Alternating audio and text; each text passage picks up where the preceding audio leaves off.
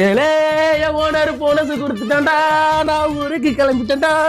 10,000 bonus நான் எடுத்தேன் பாரு பீர்கேசு. 10,000 ஊருக்கா கூருக்கான்னு நல்ல முறை ஸ்பாயில் பண்ண.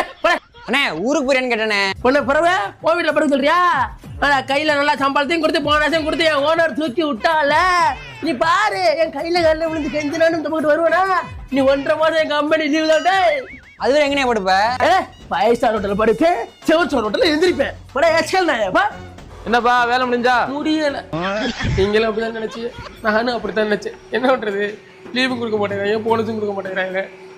இந்தாங்கப்பா போனஸோட சேர்த்து புது ட்ரெஸ்ஸும்.